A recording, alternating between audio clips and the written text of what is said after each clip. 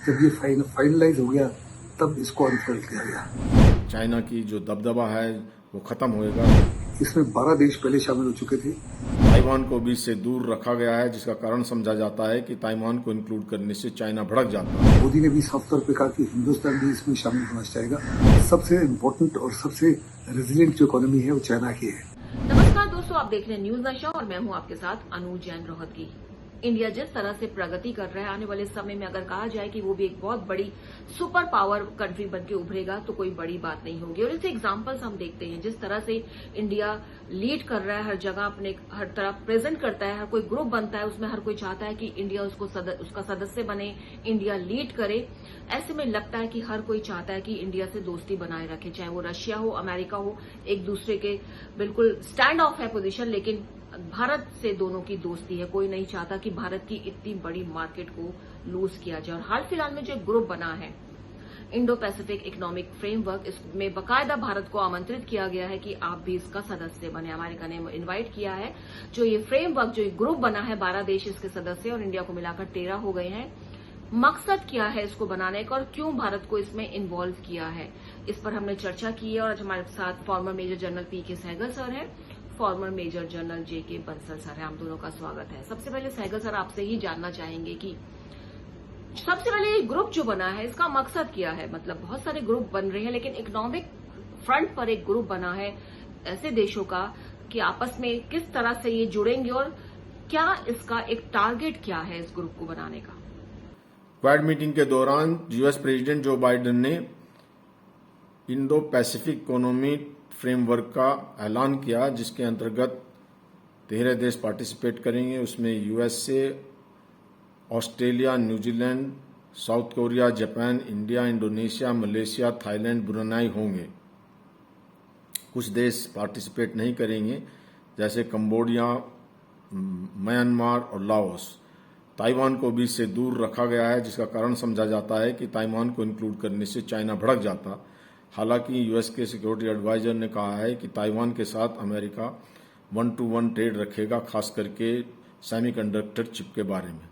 इस फ्रेमवर्क के कुछ पिलर्स बनाए हैं, जिसमें जिसको कहा गया है connected economy, clean economy, transparent, resilient economy.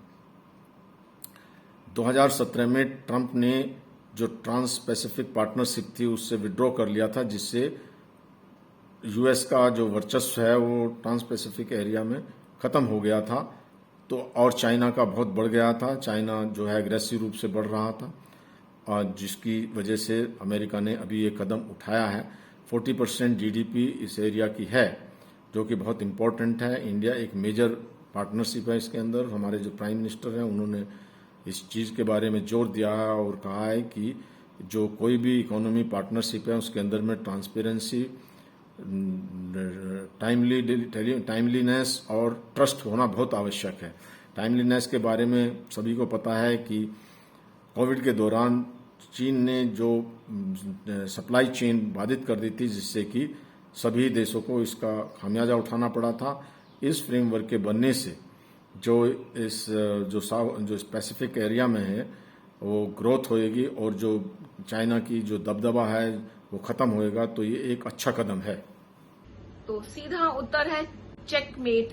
China को जो दादागिरी बढ़ रही है इकोनॉमिक फ्रंट पर, और सभी जानते हैं कि चाइना एक ऐसी कंट्री है जो पूरे विश्व में अपना सामान बेचती है।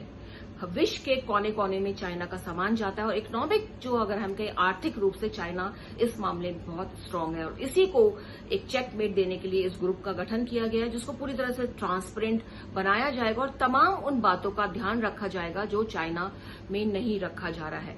इस तरह की कोशिश की जाएगी। जेके बंसल सर, कौन कौन से देश इसके सदस्य हैं और किन देशों को, खासतौर पर ताइवान को इससे अलग रखा गया है? क्या कारण है इसके पीछे, और क्या कारण है कि चाइना का वर्चस्व इतना बढ़ गया है इकोनॉमिक फ्रंट पर? इंडो पैसिफिक जो है दुनिया की 40% जीडीपी को कंट्रोल करता है। इस तमाम इलाके में एज ऑफ टुडे सबसे इम्पोर्टेंट और सबसे रेजिलिएंट जो इकोनॉमी है वो चाइना की है। चाइना की इकोनॉमिक दादागिरी से सब दुखी है, सब तंग है, लेकिन कुछ नहीं कर सकते। इस चाइना की इकोनॉमिक पॉलिसी में किसी प्रकार की इंक्लूसिवनेस नहीं है, किसी प्रकार की ट्रांसपेरेंसी नहीं है। जो उनके वर्कर्स को है उनको सब स्टैंडर्ड हेल्थ कंडीशंस हैं, जो इंफ्रास्ट्रक्चर, इकोनॉमिक इंफ्रास्ट्रक्चर वो कमज़ोर है। BRI जो है वो ऐसे बनाया गया कि उसका केवल और केवल फायदा चाइना को है। ये जो इंडो पैसिफिक इकोनॉमिक फ्रेमवर्क है, ये एक नए प्रकार की ट्रीटी है जिसका मुख्य मकसद है कि चाइना की बढ़ती हुई इकोनॉमिक दादागिरी को चेकमेट करना। इसके तहत ट्रांसपेरेंसी होगी, इंक्लूसिवनेस होगा, कंपेटिटिवनेस होगी, इंफ्रास्ट्रक्चर जो है इकोनॉमिक इंफ्रास्ट्रक्चर उसको बहुत बड़ी पैमाने पर उछाल मिलेगा, क्लाइमेट की तरफ ध्यान दिया जाएगा, वर्कर्स के रूल्स एंड रेगुलेशन की तरफ ध्यान दिया जाएगा।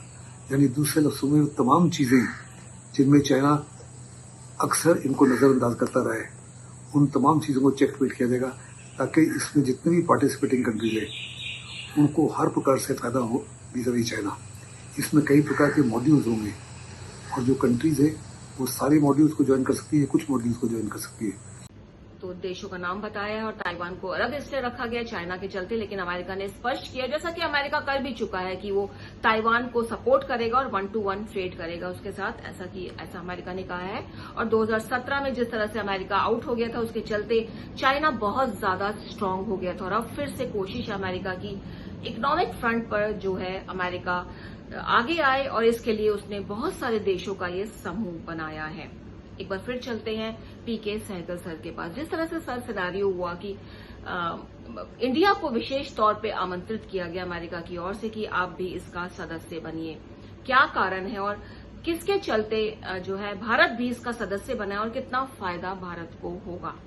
America Indo Pacific economic framework के ऊपर पिछले कई सालों से कार्रवाई कर रहा था और एक बार इसकी कई प्रेजेंटेशन अमेरिका में हो चुकी है। जब ये फाइनलाइज हो गया तब इसको अनफोल्ड किया गया। इसमें 12 देश पहले शामिल हो चुके थे और क्वाड की मीटिंग के समय बाइडेन ने प्रपोज किया मोदी जी को कि वो चाहते कि हिंदुस्तान भी इसमें शामिल हो, और बाइडेन की बातचीत सुनने के बाद में मोदी ने भी साफ तौर पर कहा कि हिंदुस्तान भी इसमें शामिल होना चाहेगा। ये अभी फॉर्मल एग्रीमेंट नहीं है, नेगोशिएशंस होगी और इनका सबसे ज्यादा बड़ा मकसद जो है वो चाइना की इकोनॉमिक दादागिरी जो है इंडो पैसिफिक में, खास करके साउथ एशिया में, साउथ ईस्ट एशिया में, उसको चेकमेट किया जाए ताकि ये तमाम देश जो है उनके लिए फायदा हो, ना कि चाइना के लिए। जहाँ तक अमेरिका का ताल्लुक है, अमेरिका हिंदुस्तान के ऊपर हर प्रकार का भरोसा करता है। बाइडेन का जबरदस्त ट्रस्ट है मोदी के ऊपर और बाइडेन ने साफ तौर पर स्टेटमेंट दी है क्वाड मीटिंग के बाद में कि 21वीं सेंचुरी की सबसे बढ़िया दोस्ती जो है और सबसे बढ़िया रिलेशनशिप और पार्टनरशिप जो है इस पूरी दुनिया में वो इंडिया और अमेरिका की है। इस माफी के शब्द पब्लिकली कहना साफ तौर पर दर्शाता है कि बाइडेन जो है वो मोदी के ऊपर उसको हर प्रकार का भरोसा है, हिंदुस्तान के ऊपर हर प्रकार का भरोसा है। इनफैक्ट उन्होंने तो इस कॉन्फ्रेंस के बीच में मोदी के हैंडलिंग ऑफ दी कोविड को भी बड़ा प्रेज किया।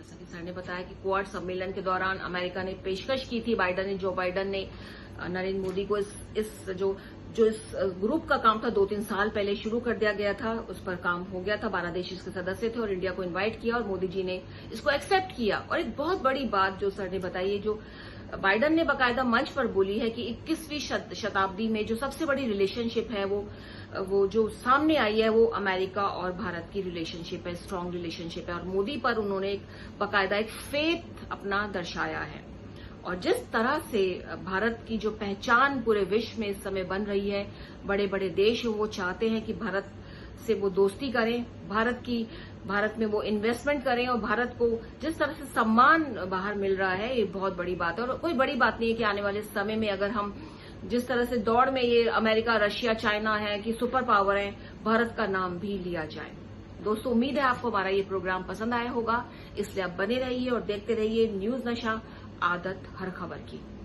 और आप हमसे जुड़े रहने के लिए सब्सक्राइब करें YouTube पर, फॉलो करें Twitter पर और लाइक करें Facebook पर। और ज्यादा जानकारी के लिए आपको टाइप करना होगा सिर्फ न्यूज नशा।